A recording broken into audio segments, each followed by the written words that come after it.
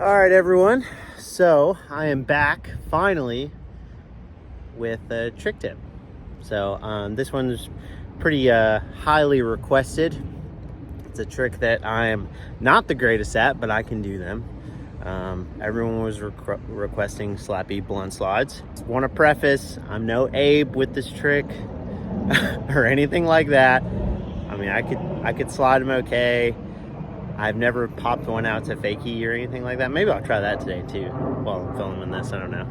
But yeah, so just wanted to get into that. And then also I did want to thank everyone who is subscribed and like has watched my videos and everything like that. My channel just got like approved for monetization. So I'm pretty hyped. I don't really know how all of this works, but I'm trying to figure it out right now. So it just happened like last night. So anyways, I'm gonna get a little warm up in, and then we'll go over it just like I always do. Go over foot placement, approach, and then some of the kind of tips, keys that I think are helpful to getting the trick down. So let's get to it.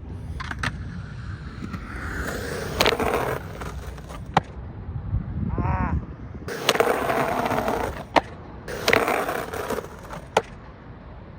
can't do a chill one right now. It's like everything's hectic.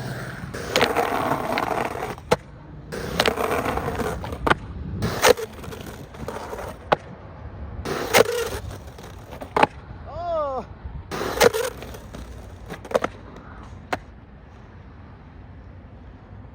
What was that?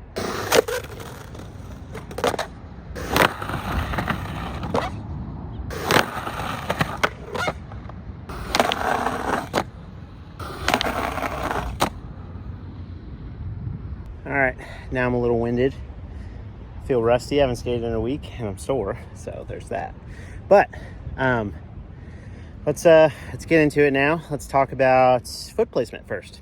Okay, so this is the thing that you might have to play with a little bit, just depending on how you skate and kind of where you're like which direction you're leaning in the blunt and things like that. But typically, what I do is I have my front foot kind of between the bolts, because you're not really going to pop the trick. You kind of do this little scoopy thing, which I'll get into, but so you don't need your foot really far back. And then when you get into it, your front foot tends to drift a little bit back anyways. So front foot's kind of like between those bolts. It seems to help me a little bit if it's not like completely square, but like just a little bit pointed, and I'll kind of have it meeting that edge of the board. And that's the other thing that you can adjust. If you get into the blunts and your front foot's drifting that way, then scoot your front foot like away from that edge a little bit, and it hopefully will stay on. Back foot, I have it like pretty close to the tip of the tail, like kind of my pinky toe hanging off. And it also, like, I'm not super square with that either, because you don't want it all the way to that edge, because you do want to sit on your heel when you get into the trick. Okay, so let's talk about approach.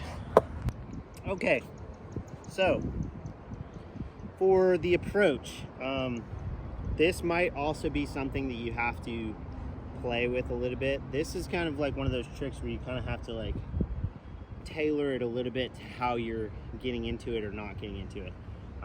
So you'll kind of have to do a little bit of like self-diagnosing, if that makes sense. But what I typically do is I'm not at like a hard angle, like I'm not at like a 45, because if you're at a 45, you'll have the tendency to like slip over and just drift away, and that's not where you want to be. So if you can be like at a pretty shallow angle, kind of like this, then that's good. That way when you get into the trick, you know, your momentum is more carrying you down the curve rather than at that direction, because that's where things kind of get dicey, is like when you start going over the curb, and then you like, there's the whoosh out factor and all those things.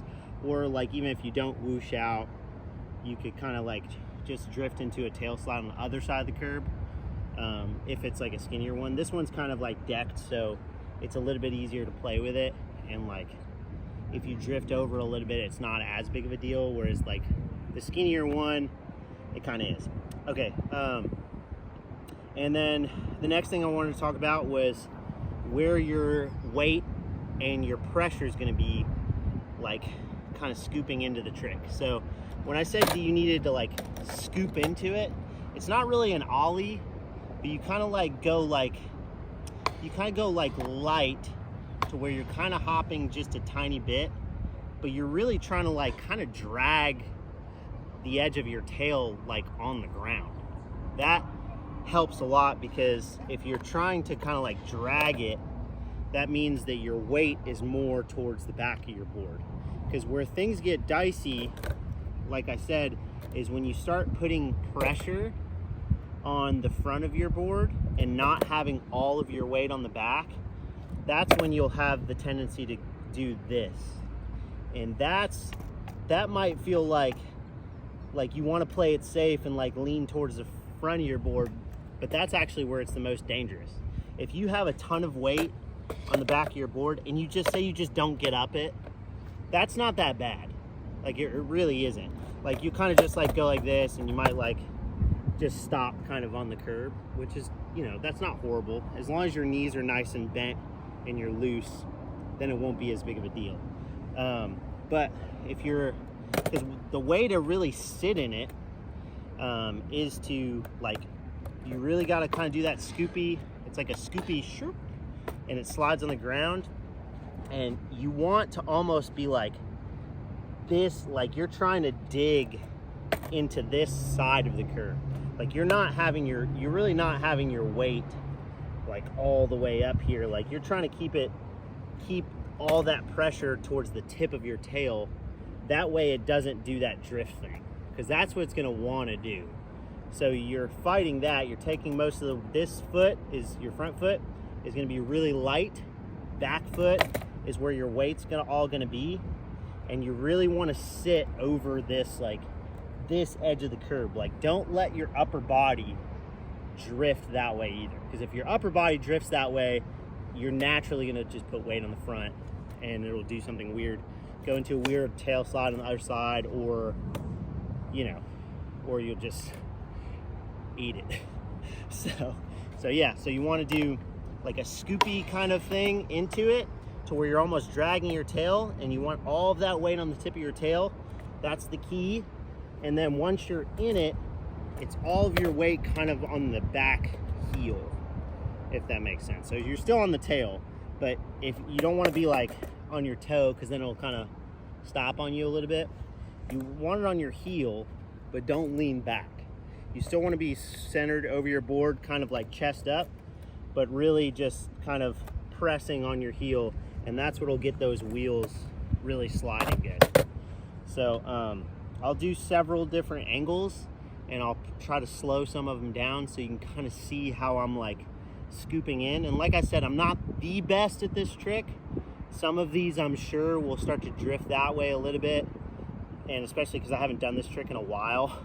So hopefully I can get some ones that slide decently and they're staying on this edge. That's where I want to be.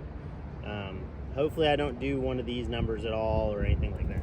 So let's get into it. I'm gonna try some, yeah, and then we'll see how this pans out.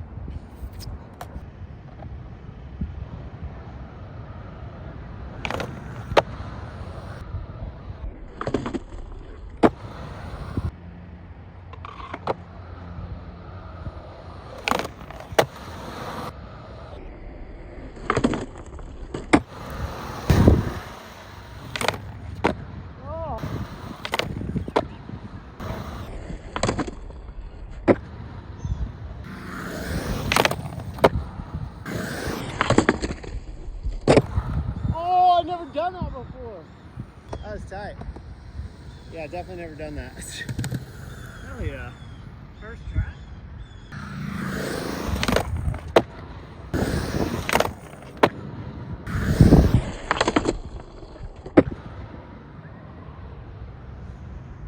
All right, so that is a bunch of Slappy blunt slides. I didn't say this before I started, but as far as getting out of the trick, all you do is, like, once you're about to get out, you don't really have to snap it like it would be like a quarter pipe. you can kind of actually just, when you're about to come out, as soon as you start putting a little bit of pressure on your front foot, like your front heel, it will kind of automatically go nice to like regular. So you can snap it out and make it look rad once you get it good at them. I don't really snap them out because I'm not great at them yet, but so I just kind of like do the little push down a little bit and kind of just turn out. But yeah, so that's pretty much the trick. Remember, the keys are not a super hard angle. Have all of your weight on your back foot, like on the very tip of the tail. Make sure you don't press on your front foot at all, like going into it. And also remember to, like, when you're on that back foot, to sit on your back heel. Those are like really big things, because you want to be gliding on that edge, not really have your tail on the top of the curb. You really want to try to have it like your board's tilted a lot. You could tell by some of those which ones I had a little bit more pressure on my front foot, because you'll see them start to like drift just a tiny bit. So yeah, stoked that I got one to fakie. I just like was doing them in like a circle over and over again, and I was like, I'm just gonna try to come out fakie once, and that just did it first try. So I was like, oh, sick. So I guess I need to like figure out how to do that one good, because it would be sick to do that in like the middle of the curb and pop out to fakie that way. Yeah, so let me know what you guys would like to see next. Like I always say, it could be anything. It doesn't have to be just trick tips. I could talk about something, I could review something. I do have a couple videos already planned. I'm pretty fired up on YouTube right now, especially after this monetization thing. So I have a little bit more motivation to kind of get videos pumping. So I'm at least doing one a week. Usually should be Sundays is when I'll upload them. Sometime during the week or Saturdays, depending, is when I'll film them. So yeah, the next video that I'm probably gonna do is probably, I'm gonna talk about the bend to grow shape, because it comes tomorrow. So pretty hyped on it. I do want to try that board out. I'm gonna try it out on everything, not just curbs. I'm definitely gonna, because I've been loving doing flip tricks and skating ledges and stuff again. It's been really fun. So I'm gonna try it out on everything and see what's what. But I will talk to you guys soon. Again, thank you so much for watching all of my nonsense. Love all of you. Later.